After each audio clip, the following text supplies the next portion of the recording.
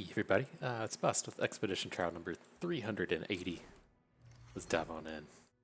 Okay, so interesting set. I'm cool to just go ahead and dive in with this Ekko set. It's got a lot of cool stuff going on with it.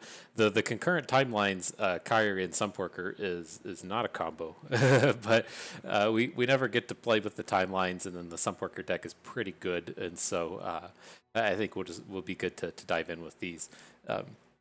I did want to take a moment to mention I do have the tier list updated for the 113 patch, or 213, whatever we're on now. Both of these Discipline Zeds and Demacian Steel Garens have made their way up to tier 1, but we're going to dive in with this Ekko here. Covered off on these fairly recently and covered them extensively in our videos here. So Ekko is kind of the new one running about, and so he's up in tier 2 though. He is one of the new additions up there as well. But let's go ahead and pull this up on the site. Again, if you're not familiar with it, it's ftpbust.com. We did have, again, the tier list. It's in the text version on the site, so these things can be a little bit easier to find with a Control F. I have been trying to update the champion guides as quickly as I can. It's quite the endeavor to do 100 some of these, and so as they come about, I get them up there. And then the image version also available on the page here, and then along the video version is up on the site. And so, however you prefer to get your tier list type of content, that should be available for you out there. But today we're just going to be over on the main page. We'll just scroll our way down to the bottom, make our way to Ekko, and take a peek at what's happening with Time Lords here. And so, yeah, I mean, the way that this deck is intended to go, it pairs up with Zillion. And it's kind of the Ekko / Zillion build around. They kind of pick and choose which you want to go for, but whichever champion you're building around, nonetheless, you're going to be going for the predicts. And so 5 predicts with Ekko gets him to flip quicker, and then the predicts with Zillion should help you go out and find those time bombs. And so as far as the predict mechanic goes, I don't really like to chase it down. I don't feel like we really need to stack a bunch of time tricks in our deck or go for the even worse ones that appear over on the Shurima side of things. And so as far as predicting to me goes, like, I'm very happy to play Practical Perfectionist. This card's just extremely good. But other than that, if we end up with a predict card, fine, but otherwise it's not something I'm going to stack in my deck just for the sake of flipping Ekko. But the big thing we will be going after here is the Kyrie and Sumpworker. This is the big build around for this kind of card pool. You get 2 of these on the board. It flips into the 4/2 elusive that can AoE your opponent every time they attack. And so that is the big payoff for this kind of card pool. I kind of liken this to being Mist Wraiths before the nerfs happened in the 211 patches, and they got taken out of the Callista card pools. And so it's extremely strong here. It's just you are kind of like all in on this the Sumpworker strategy. And so this is one of the things I talked about extensively in the tier list video, and the way I feel like the metagame's kind of shaped up. That's if you're wanting to be an aggro deck, how are you able to deal with a 4-attack unit? And so there's Greenglade duo based elusive decks that just go around them. The Noxus aggro decks tend to find either 5-attack units, because that's just what their decks do. They have the 5-attack matters theme, or they have the combat tricks to attack through them. And if you're just sitting here playing this kind of general really aggressive, say, Bilgewatery style aggro deck, they don't work that well against 2/4s or Rivens or the Dragon cards or the Lauren Protege. But here with the Sumpworker, this does work. You can just go around all of your opponent's 2/4s, hopefully dodge all of their dragons, and get in pretty aggressively and quickly. And so let's see what we can do. We'll definitely be happy with this kind of stacked pack, if you will. I don't think we need to go out of our way to build around the concurrent timelines. This is extremely good, don't get me wrong, but I'm not going to do a lot of work to try and make that thing happen. Okay, and so this is where we'll see kind of like the second strategy I talk about quite a bit these days. So if we're going to be playing Ekko, we're going to be building to Kyrie and Sumpworker. We do not want Shurima cards in our deck.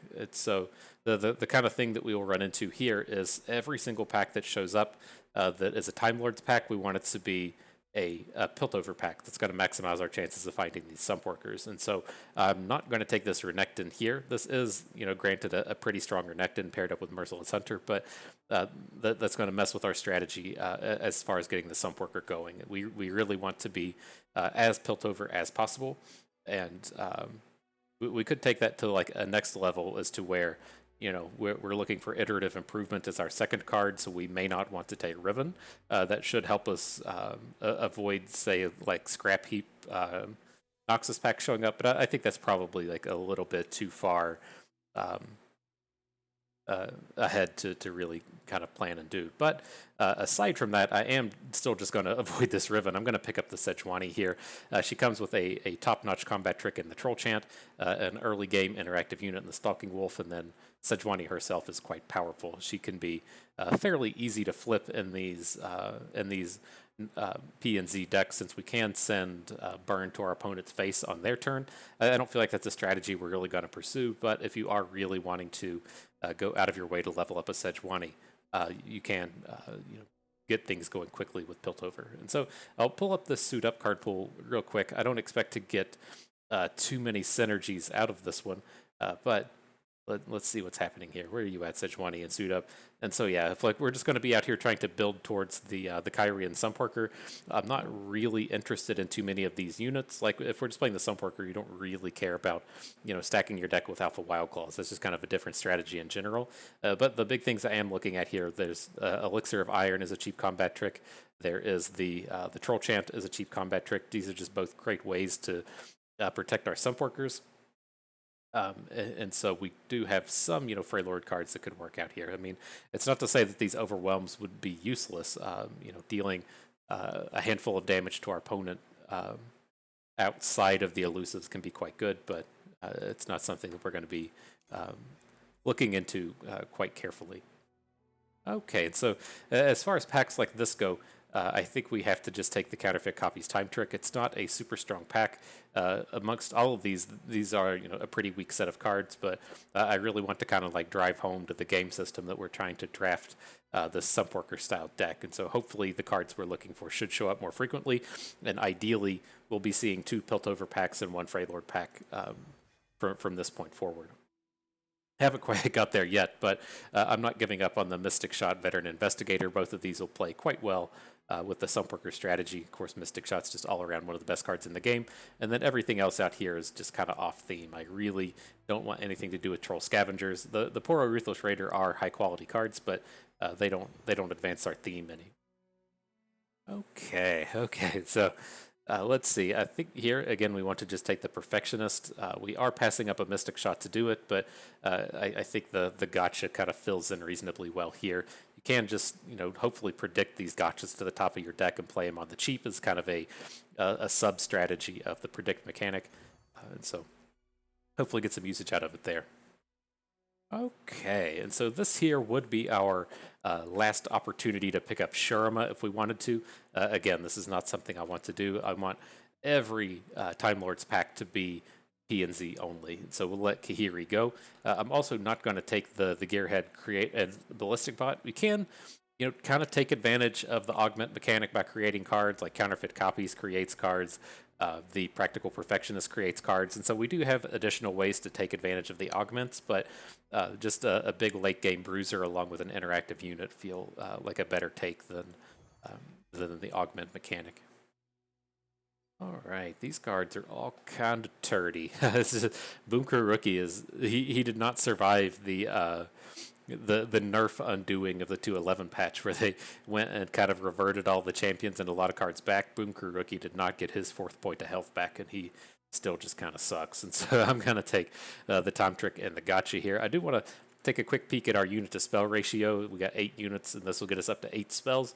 I don't really like going over about 10 or 11 spells, so we'll have to kind of watch ourselves in that sense. But the cards here aren't really playing along nicely as far as building to the Sumpworkers goes. But with this one, just the perfect early game combat trick and Brittle Steel along with our preferred late game unit. So very easy take for us. And boom, here we go. Here's the Sumpworker. This is exactly kind of what I'm talking about with these Time Lord packs. If we're only going to see these on the synergy picks, I don't want these Time Lords packs to ever have Shurima in it. because that's going to reduce our chances of finding the Sumpworker. And so we'll take him over literally anything, and so that's a pretty easy take for us. Right. Well, the drop borders are one of the better early game board stalls that we could have. I'm reasonably happy enough to take it. We don't have any combos with the Shredder. We don't have any of the fun smiths to make the big AOE's. And the Catalyst of the Aeons just feels kind of off theme for what we're trying to do here. But okay, a little bit more interesting. I don't want to just like immediately take the Mystic Shot pack, because this is the Icevale Archer paired up with the Stalking Wolf and the Rhymefang Wolf give us some pretty strong early game. They also work reasonably well with the Perfectionist, since it tends to just trade off with our opponent's 1-drops. And so there is a lot of value in coming in and picking up this Icevale Archer. Then, of course, the Troll Chance is just a premier combat trick. I think I'm really leaning towards taking these. The Aftershock is just kind of weak. I don't think we ever take the drop order or the time trick, but let's take this Icevale Archer. I kind of like what she's bringing to the table here. Alrighty, here we go. We got an iterative improvement. Not really a big fan of the Volunteer Elnix in this style of deck, but the improvement is just going to be our easiest way to get additional copies of the Sumpworker.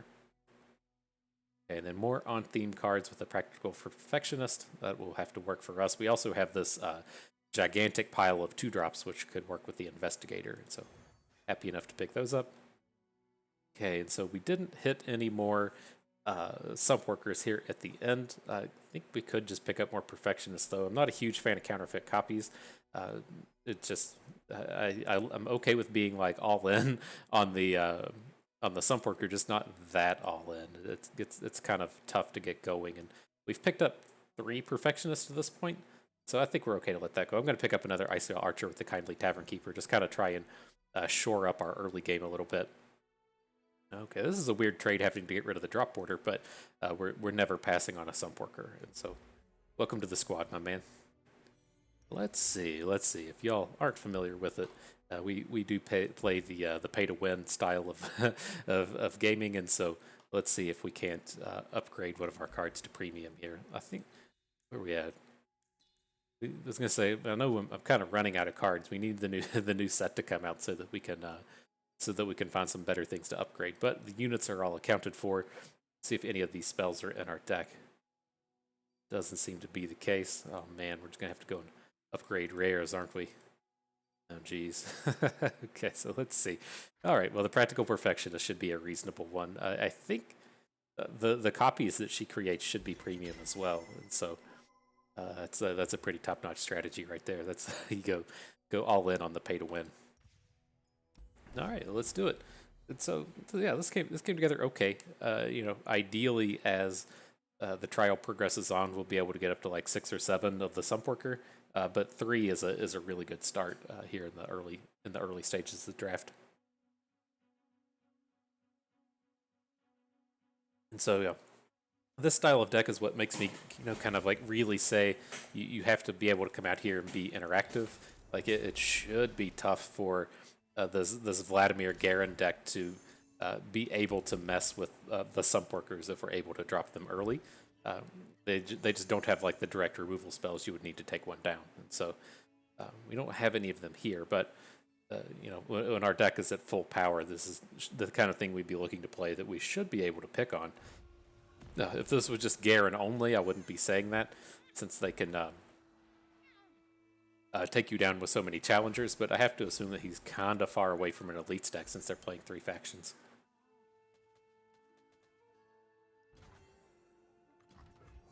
We'll have to see what happens here. We have the old LOR Guardian up here on the left. That's the deck tracker we're using.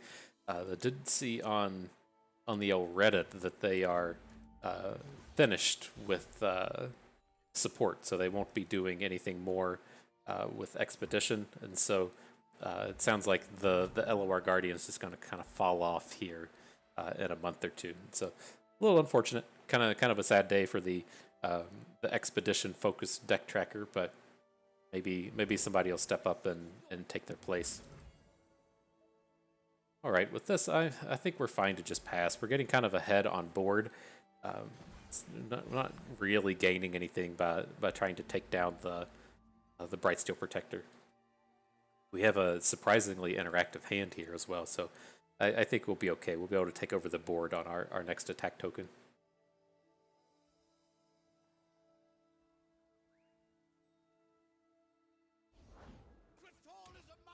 Okay.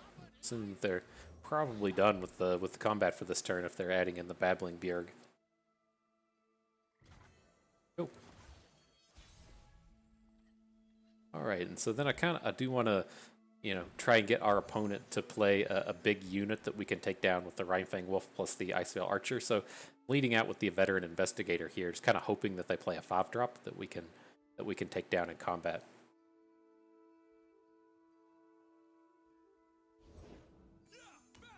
Good enough.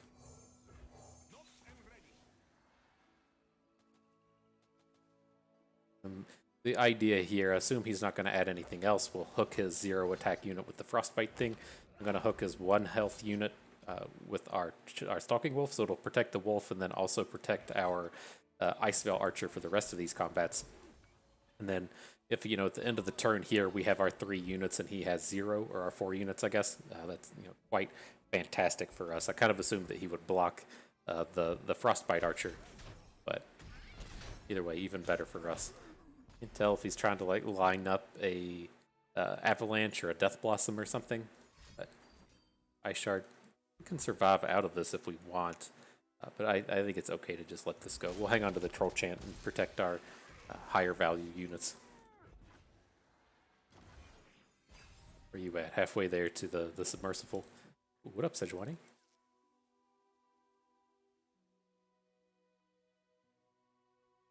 Well, if we're not going to draw the Sumpworkers, I guess we could just be the Overwhelms deck for the rest of the game.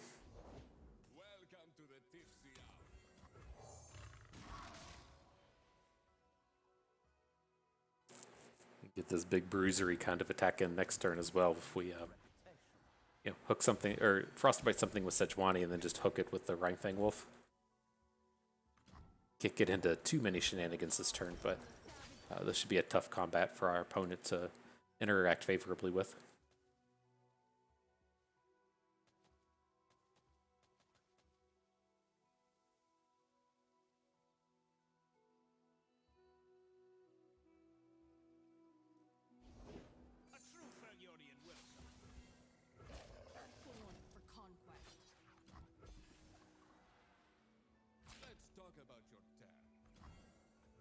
Sure. Where are we at? How close are you to flipping? Damage on 2 rounds? Okay, let's just go ahead and get this thing out of here.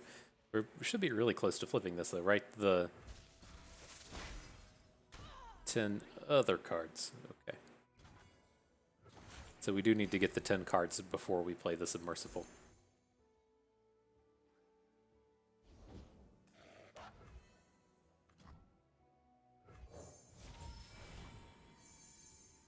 God, these aren't the most of exciting choices, but not going to be upset to draw any number of Alpha Wild Claws from this point forward.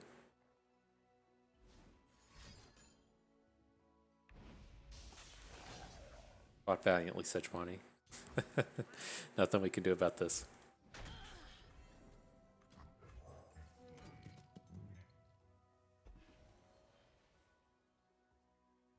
I was like, why did this shuffle cards? I forgot this shuffles the top of the deck cards back in. That's fine. We're good to drop the big elusive now.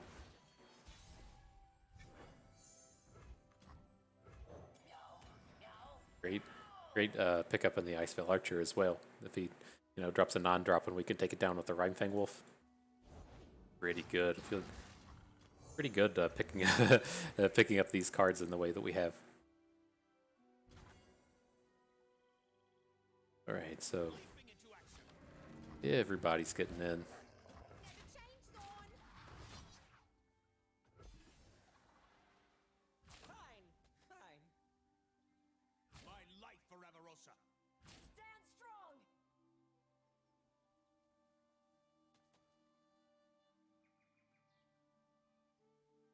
Seems like they don't have a Frostbite, or they would have lined up their blocks a little bit differently, I think. Can we get a double save with the Troll Chant? I think we can. We give Perfectionist bonus health give this archer negative attack. Should protect 2 of our units. Opponent has, without another card, opponent has empty board and we have 5 units. Not a bad place to be.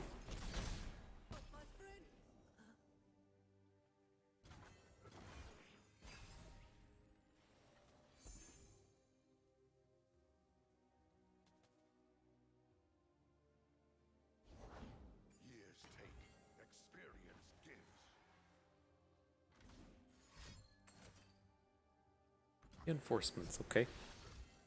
We're probably safe to just go ahead and add the Tavern Keeper. I worry about opponent playing something like On Guard, which would be problematic, but otherwise I think we're okay. I think we should be safe to put in copies of Sumpworker as well, just in case something starts to go wrong with these attacks. But we're repping a pretty big lethal here. He can't block our biggest unit. I guess the Submersible is not our biggest unit, but...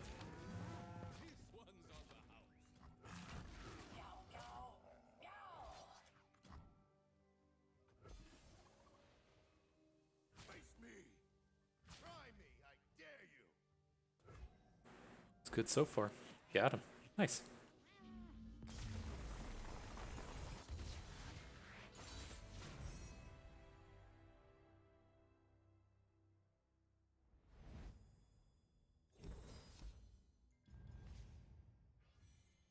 Alright, so we're just going to, of course, continue to take these Echoes. I was hoping you'd have some Sumpworkers paired with him, but can't get it all the time.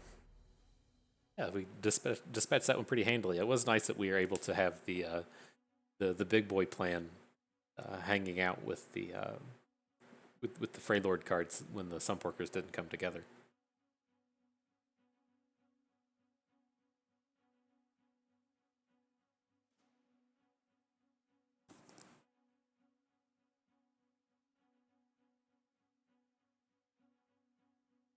Here we go.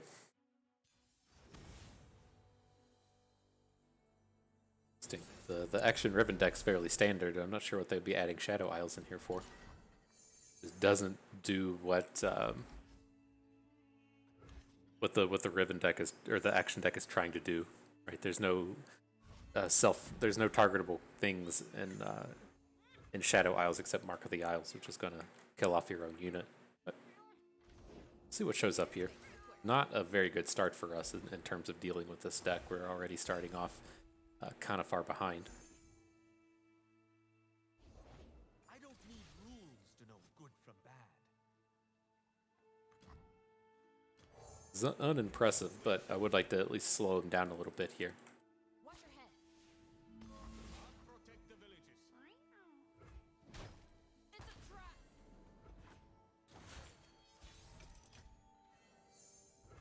Okay, there's part 1 of the puzzle. Okay. Shuffle in more copies of Ekko. I guess that's reasonable. It feels like a lot of times though we would rather just be shuffling in the Alpha Wildclaw. It's kind of wild.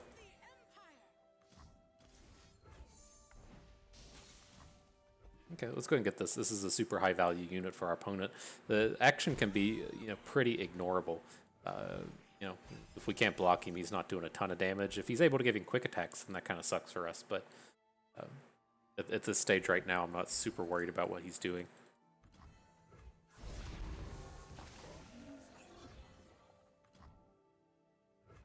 Let's just wait on the attack to happen. We're just never blocking here. Could have added like a 3/3, but it doesn't seem very positive. It's so easy for opponent to have combat tricks that probably just trading our Tavern Keeper for a weapon hilt or something. Doom Beast. Okay.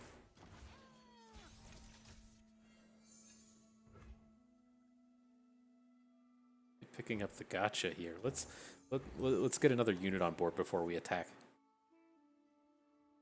Play the unit, we can play the gotcha, and then come in.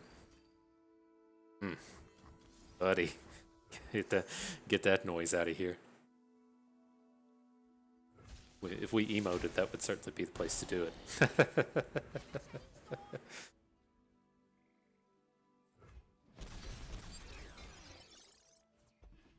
Cool. Only predicted once. Had to stop and check the predict count for Ekko here. Not particularly high.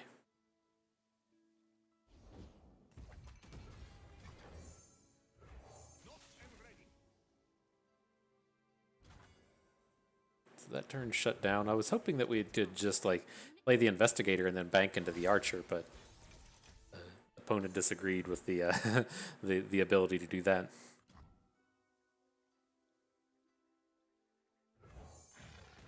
Okay, well, if he's going to get a value block on our Ekko with the Tusk Raider, he's going to get punished damage-wise for it. So.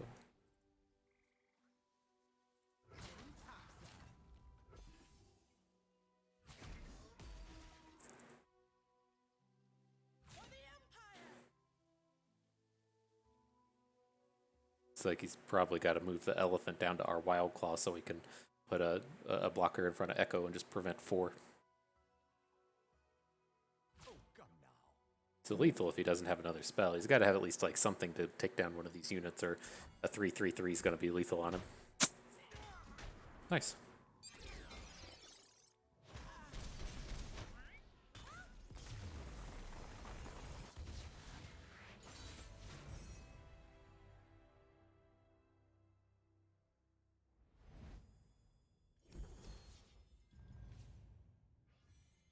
Okay, any updates here? Definitely don't want Plaza Guardian and don't want Puffcat Peddlers. I think I'd rather have the interactivity in the Stalking Wolf than picking up Icevale Archers, so I'm just going to skip over all of these. Okay. Well, we've gotten 2 wins without playing a Sumpworker, so that at least feels a little positive. It's a little negative. We're still stuck at 3 copies of it, but it's okay.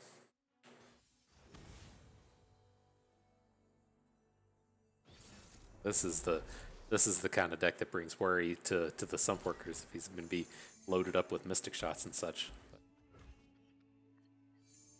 Let's see. There's no need to just run these out. You usually kind of play a bit of a waiting game with the Sumpworkers until you have 2 copies. You try to get your opponent to spend some mana. It's not something you typically just want to be running out on the second turn of the game.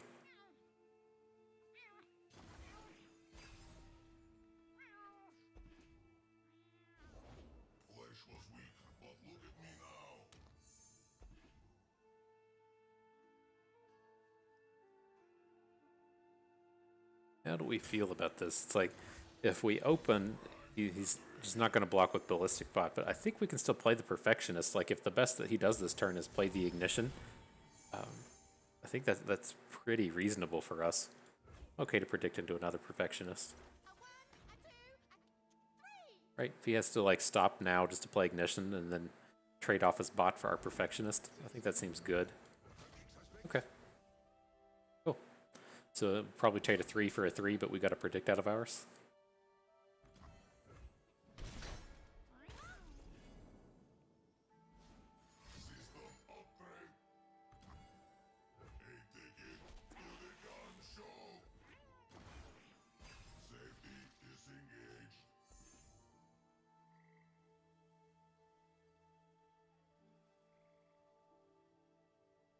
Right, so I mean, with this kind of spot, it's like I'm kind of leaning to just playing Perfectionist. We'll bank 2 mana into the next turn, and then we'll have 7 in total. So we could add like Patrol Wardens and play Gotcha. Not really looking to just throw down Echoes here. Second Sumpworker would get that going as well.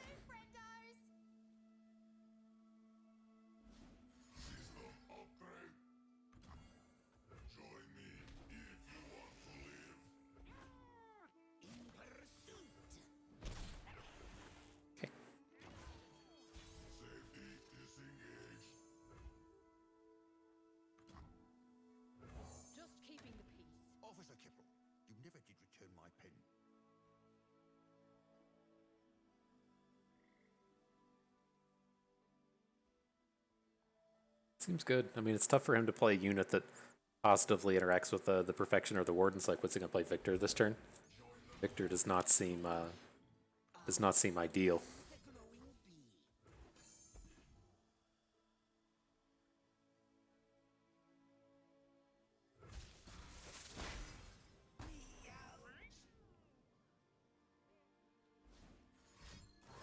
But in terms of Victor, the thing I'm curious about now is if we're willing to just try and throw a veteran investigator on him and then try and take him down next turn. I don't think so. That doesn't seem that great. Kind of being pretty all in on these Sumpworkers if we're going to try and do something like that.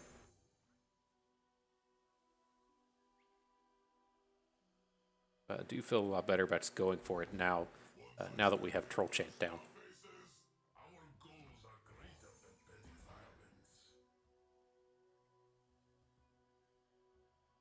Typically have to go out of your way to just kill the first one. Okay, he just doesn't have an answer to this thing. Beautiful. Is that spell shield? Not okay. It's very important that he hit spell shield as opposed to elusive.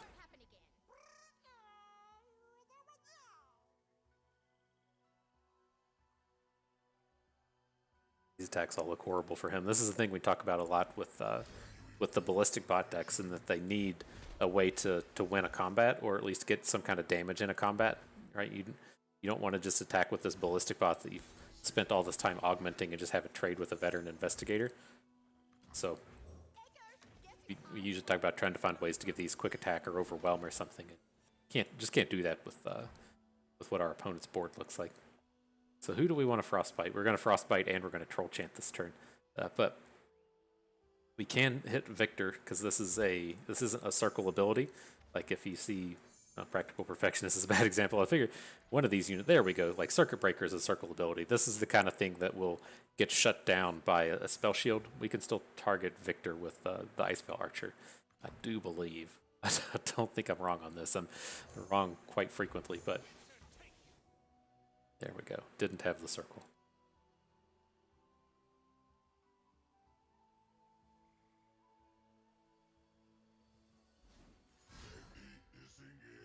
Interesting. Okay.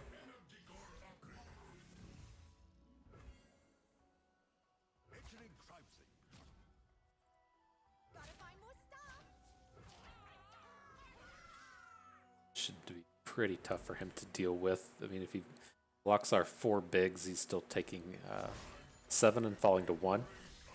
But he's gonna have to like block with his Victor and his big ballistic bots. He's got to block with everything here.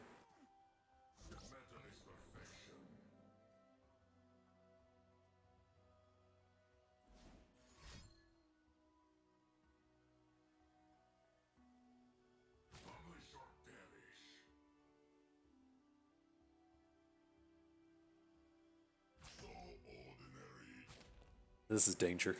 I was gonna say, if you're not blocking Ekko and trying to take him down with like a Mystic Shot, that's an easy way to lose the game.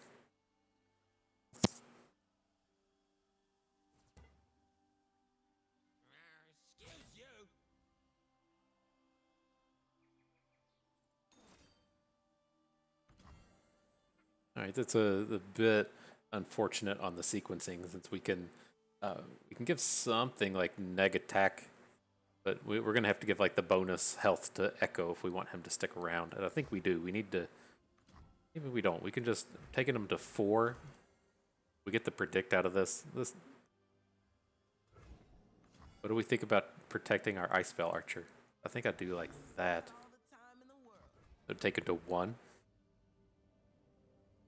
We lose all of our units and then he still has Victor. That's not that bad. But it's like a... kind of want to be in a spot where we can just predict into a win. It just doesn't seem like that's there. We'll at least pop Victor's spell shield. Oh, this does protect our Ekko this way, right? Because now he'll take the point of damage off Circuit Breaker. There we go. All right, that's how we do it. I'm glad we picked that up. I thought we were just popping the spell shield for no reason, but I forgot about the Circuit Breaker.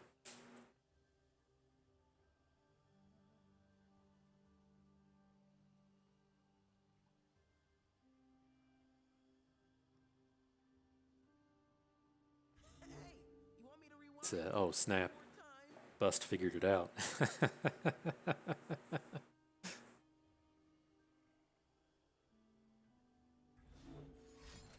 Okay. Yeah, this is why I talk so much about having to have something to do with your ballistic bots. Like, we even just had like a scrap heap trial where we were out here discarding the ignitions for some kind of value. It's just invested like 6 turns, like 6 mana into some of these things and just didn't get anything out of it. It's so brutal if you can't do anything better with Ballistic Bot than just have it like sit there and gain attack over and over again and eventually just block once.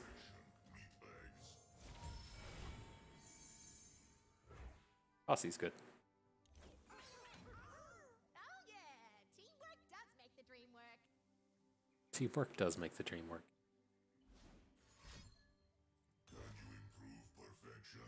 Okay. I believe this one's probably just done. Well, if our turn starts, it's just done, right? We can attack with the posse and you can't do anything about it. I guess you can't have denies or anything.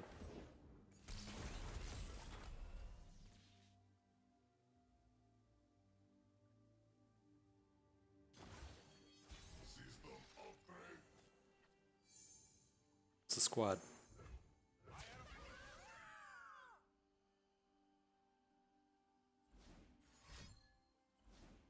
Playing cards and stuff. What could this be? Alright, this is done.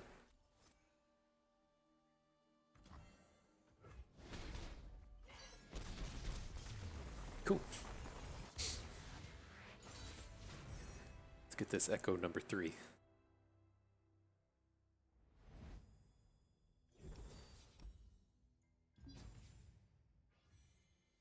You got, man.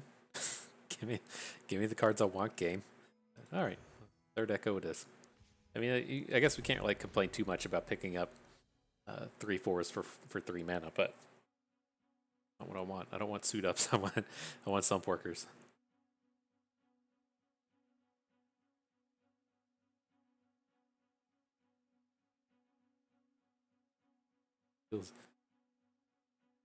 Feels like the old Mystrates of old. Well, not so much, right? With Mystrates, you just kind of ran them all out. With these, there's a bit more finessing to the Sumpworkers, where you have to kind of wait and play them when the coast is clear, and maybe get multiple copies or something going. Just Mystrates, you're just like, yeah, here you go, you know, run all these out. Okay. Got Riven, 2 Rivens, a Sivir, and an action. I think we hang on to the Stalking Wolf here. I don't think our deck is like really well geared to just hard mulligan for the Sumpworker plays.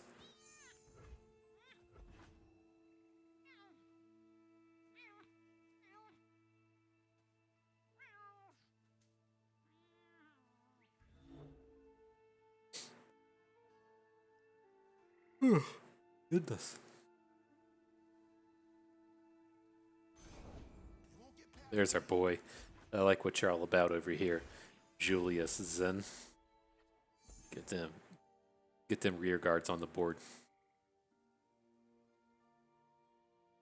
I'll do better this time.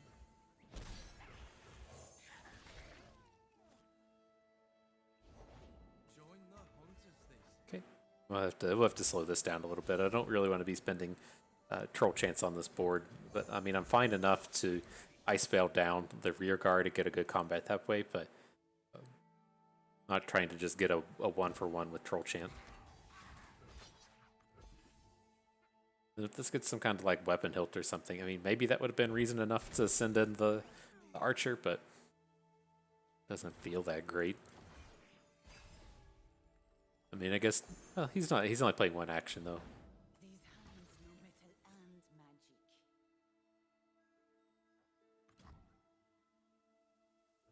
Never had luck. Never. Trying to say is you get a little positive value if they have to play a combat trick before the warlord chest is on the board.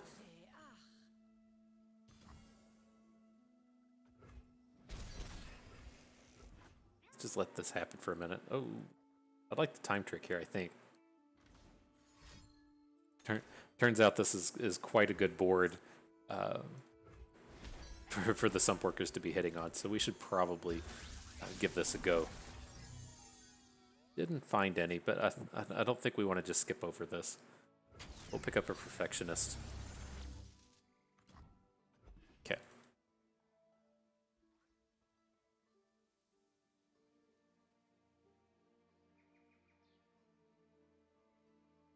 Only got the 1 draw item instead of 2.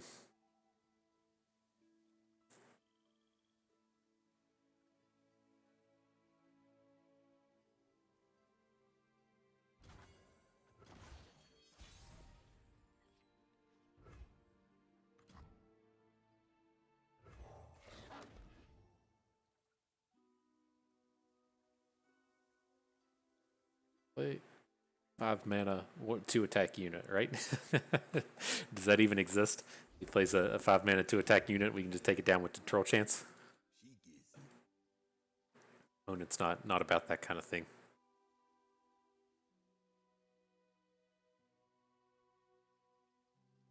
Still just don't want to be playing troll chance here.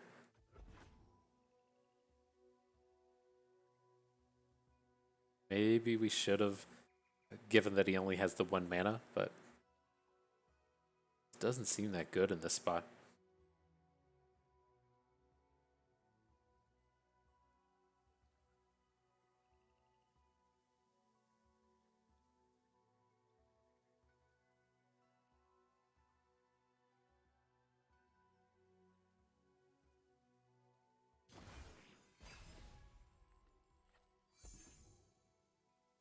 All right, Wild Claws. You ready to do it? Get the shutdown on these 5/5s. Okay, this could be a positive turn now. I'll show the hunters. Is that it? Is this all you're bringing to the party? Fine.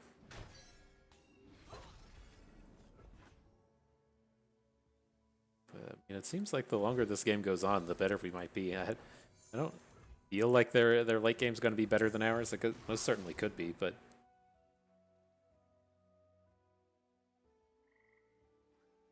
seems pretty positive for us.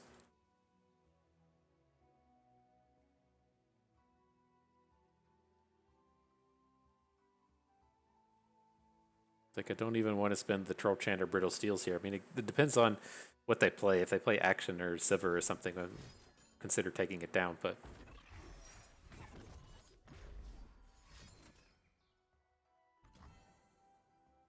can't let that happen.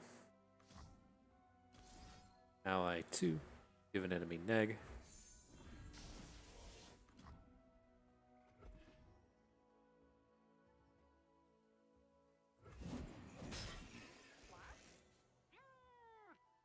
Okay.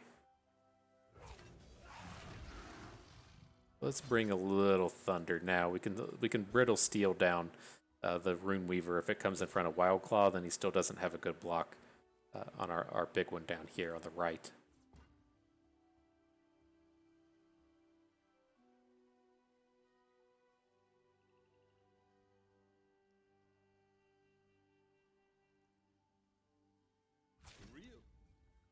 Okay. Approach, savage. That works. That works less. Does get to pick up quite a few lucky finds this way. Or lucky finds. Yeah, lucky finds.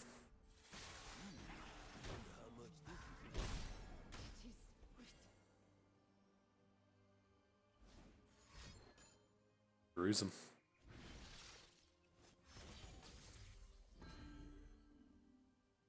Quick attack. Okay. Not challenger, please.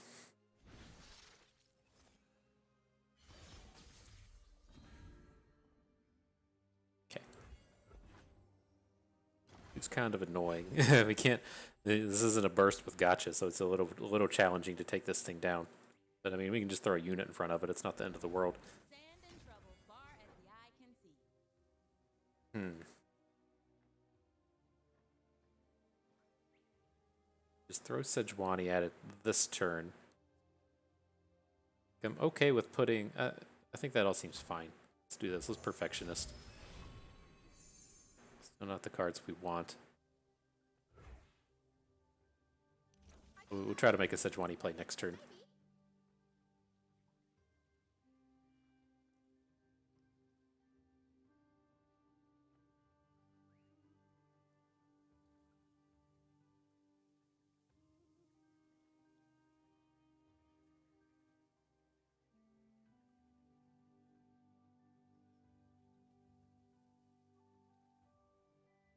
So the way I'm kind of seeing this now is he attacks with his 2 good units. We'll just throw Perfectionist in front of Ruin Runner. We'll have to put the Icefell Archer in front of the Bruiser. If he has a combat trick, it's tough for them to have a combat not losing trick, right? He can pretty easily have tricks to win these combats, like plus attack. It's a little bit more challenging for him to have plus health. I mean, there is Shape Stones kind of cards, but Whirling Death makes a bit more sense.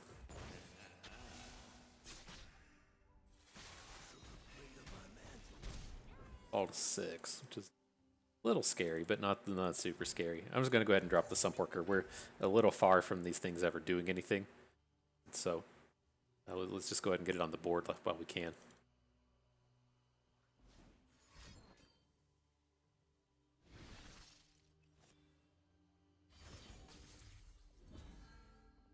Let's attack, okay.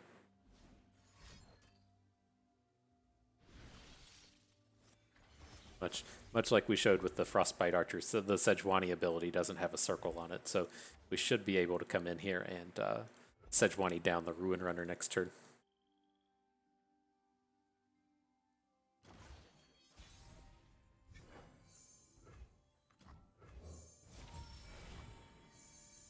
I mean, I can't convince myself to stop staking these perfectionists. It seems too good here.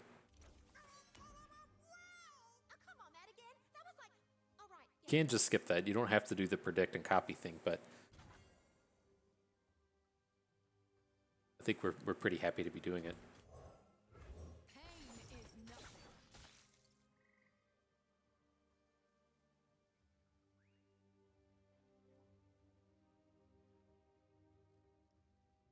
And with this is kind of scary. Like, how many Whirling Deaths can they realistically have? They clearly have something, right? They haven't been playing anything this turn. It's like, I think I still would prefer to be like sending Wildclaw into Ruin Runner, and then if we have to block the Ruin Runner next turn, we can at least do it with Sejuani. What's about to come out of here? Is that another siphoning strike? Yeah. Okay.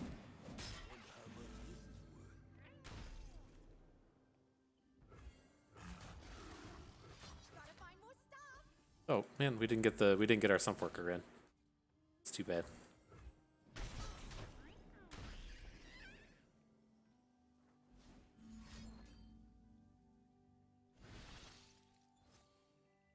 He picks up Overwhelm. We have to hit it with Gotcha this turn. Tough. Okay.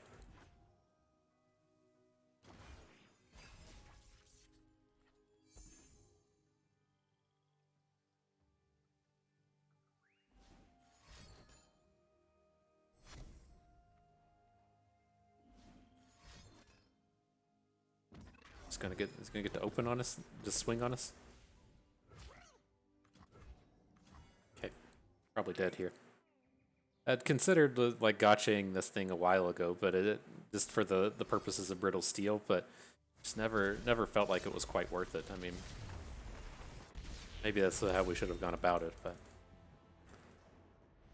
it's a little bit short. I mean, we could have also, I think there's a turn we could have protected our Ekko with a troll chant. We chose not to. Just we're running out of things to do there at the end of the game. But nonetheless, moving forward, I don't feel like we need any more gotchas. We've already got 3, so we'll hang on to the Tavern Keeper. Ruthless Raider is good, but I like the late game potential for this Investigator, especially when we have 13 2-drops in our deck. So we'll skip over that one, and then I do want to keep our interactive unit and the Challenger Wolf over the Elnick. So we'll skip all of these.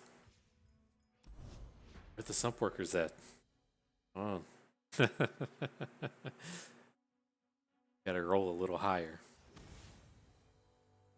Whoa, multiple karmas. The bonkers. Alright, so this hand is garbage. We have to pick up a few more units here in the early game. I think we still want to be digging for the Sumpworkers. Of course, they don't show up, but you still gotta go for it.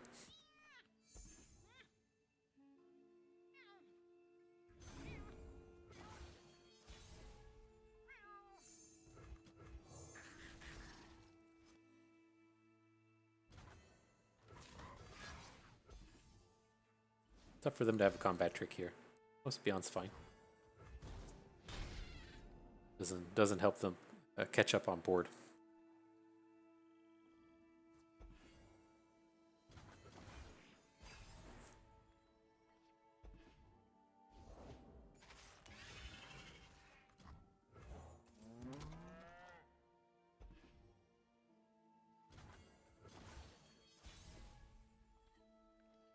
Oh. Them's the kind of Elnix we're looking for.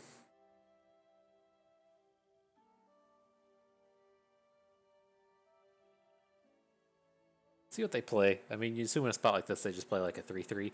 And we're pretty well equipped to handle that. Fine. Let's clear out the board as much as we can. Looks like he's going to be coming in with a Blighted Caretaker next turn. And be able to take down the Stalking Wolf and the Bull Elnic with it. It's fine.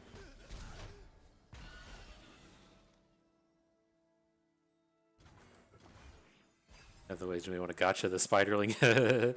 Try and shut down the Elnix. Kindred. Slightly scary. And double gotcha him next turn. Her next turn, they next turn. I forget what Kindred is. But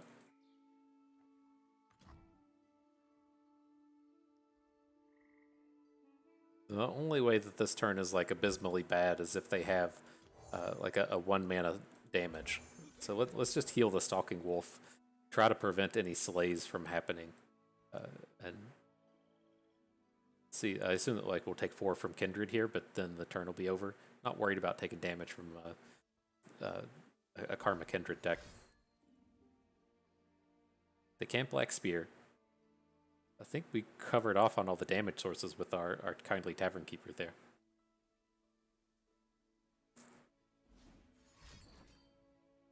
Yeah.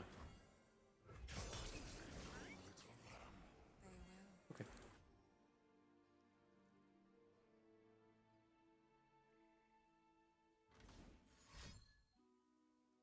More stuff. There was the Vile Feast.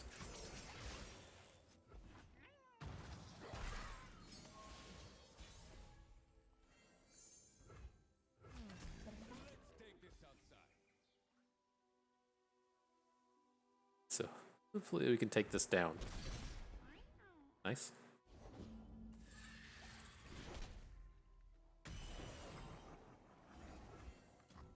Well, you got your 1,000,000 for 1 Kindred. even if you didn't just, take over the game, just took a ton of resources for absolutely no effort whatsoever.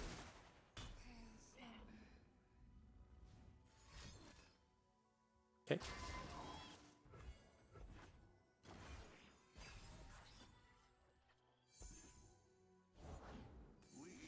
Oh. Must be nice.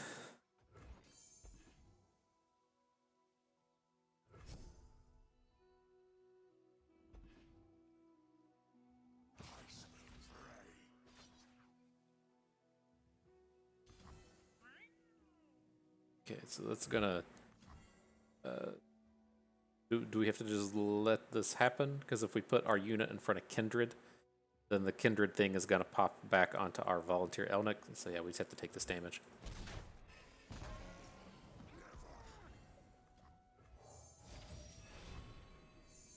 Okay, so we no longer want to use the Sumpworkers since we played the concurrent timelines. So I think we're cool to just pick up Mystic Shots. Can we ever win just going face here? Probably not. Let's grab Ekko. Then you can turn into... Oh yeah, you just turn into a 2/2? This is awful. Creating stones. First day on the job. The gun's real.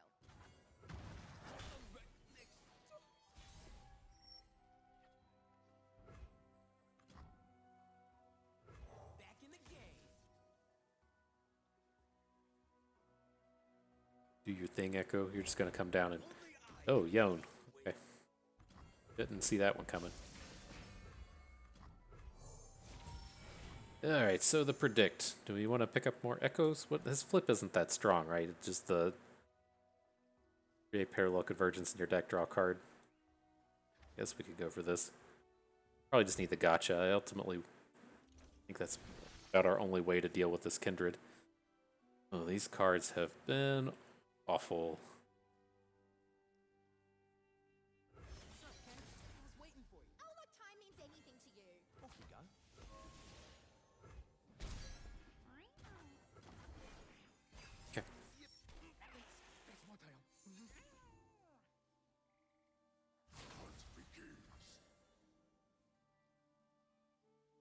Okay, so we can't can't survive any of these. Can't get damage onto Kindred. Have to block Yone. Want to come down here and block the Spirit Leech as well. So we'll just give up everything that isn't our ramp card and our Ekko. So let's do it like this, this, and this, right? So the mark will go on our Weirding Stones. I think this is okay. Right.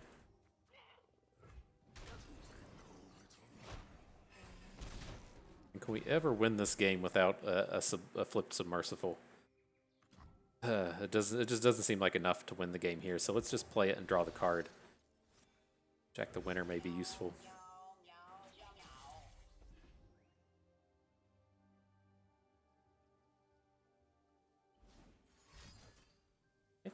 So I'm gonna gotcha the Yone and hope that we can open next turn with both Ekko and Jack the Winner. See what happens here. Oh, the Kindred's gonna flip though, isn't it? Okay. This game's just done. It's gotten actual like 6 cards of advantage out of Kindred. So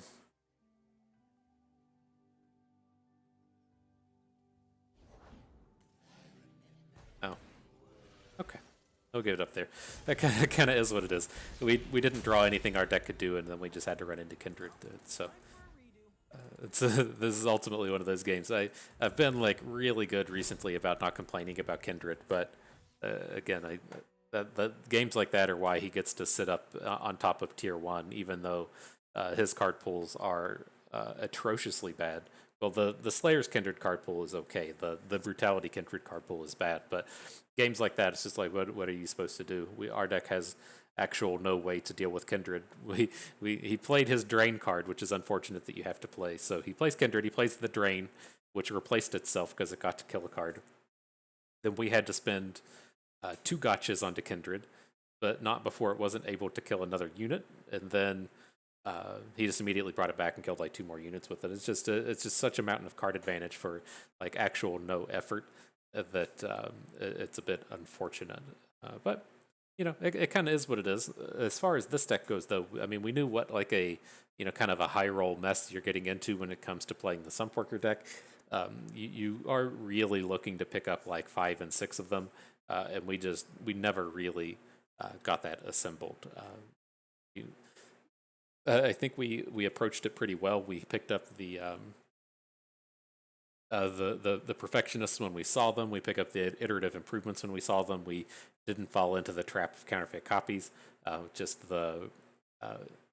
throughout all of the trade picks and everything, we just never got more opportunities to pick up Sumpworkers. And 3 just isn't enough. So maybe we could have rolled a little higher and got them to flip a little more off of the predicts, but we just never got the opportunity to get them going. But nonetheless, I still think this was a pretty good showcasing on how to draft the Sumpworker deck, and then also it was a nice little pairing with it here with Sejuani. A lot of these games to where the Sumpworker plan never came together, as in all of them but one. But in the games where the plan didn't come together, it was nice to be able to kind of like fall back on these mid-rangey Freylord cards, and so it was kind of like we're able to put together a sort of pseudo control deck to where we're able to play these middling removal spells like Mystic Shots and Gotchas, and then take advantage of that by stalling the game out until we can get a pretty big board. So, nonetheless, I wish this one was a little more successful, but they all can't be 7 winners. I thought, there's not a whole lot that goes into drafting these decks. If you are looking to draft it on your own, again, you take the Kyrie and Sumpworker over absolutely everything and paired with anything. That is the most important card that you can be finding. After that, you are looking for ways to make copies of it, and so you do not want counterfeit copies, but you are pretty happy to pick up any of the other ones, whether or not that is, what's your name? Practical Perfectionist. Parade Electro Rig is fine. it takes a little bit more work to get going, but it's a decent way to make copies. And then iterative improvement is one of the more premier ways to get it going. And so, and kind of in the sense as to where the other cards are making you need 2 Sumpworkers, you just need 1 with the improvement. But you do have to kind of manage that 6 mana so that you can try and burst it all out in the same turn. Yeah, but then after that, it's fairly straightforward. You want to pick up all the removal spells that you can. Don't go overboard on your predicts, and really focus on protecting your investment in the Sumpworker.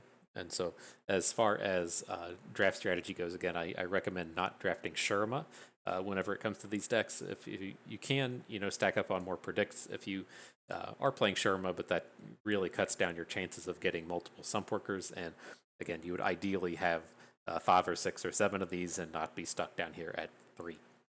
But pretty straightforward, I think, and not a bad little trial. And so I think that is going to do it for us today. Looks like we have a handful of rewards to click on. Let's see what shows up with these.